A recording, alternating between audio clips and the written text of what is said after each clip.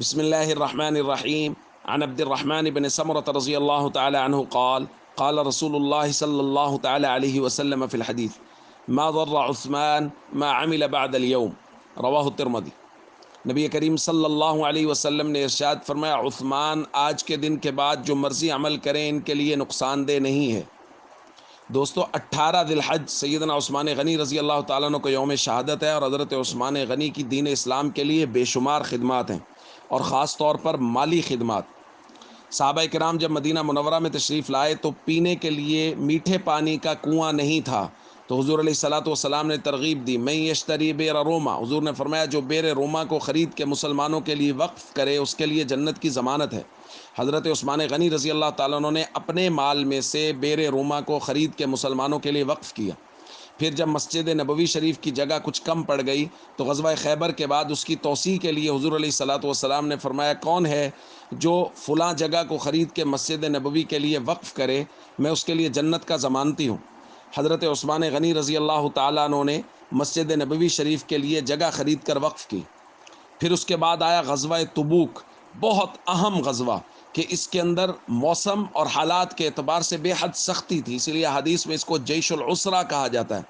حضور علیہ الصلوۃ والسلام نے صحابہ کرام کو ترغیب دی مال خرچ کرنے کی۔ حضرت عثمان غنی کھڑے ہوئے، کہا علیہ مئۃ بعیر باحلاسها واقطابها یا رسول اللہ، یا رسول اللہ 100 اونٹ ساز و سامان سمیت میرے ذمہ ہے۔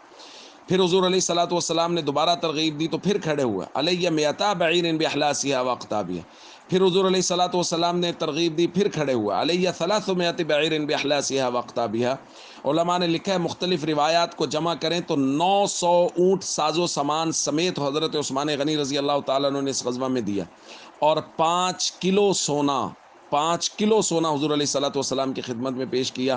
اور جب وہ دنانیر حضور علیہ الصلوۃ والسلام کی خدمت میں پیش کیے گئے تو حضور نے اپنی گود میں ان کو ڈالا، اور حضور ان کے ساتھ گویا کھیل رہے تھے اور یہ فرما رہے تھے ما ضر عثمان ما عمل بعد اليوم۔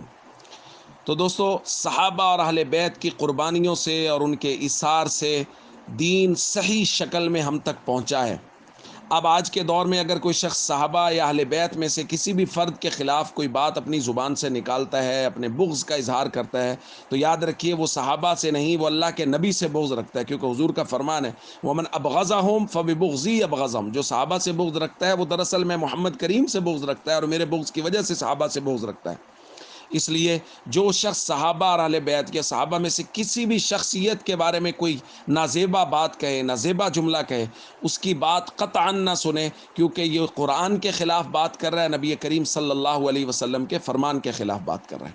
السلام علیکم ورحمۃ اللہ وبرکاتہ۔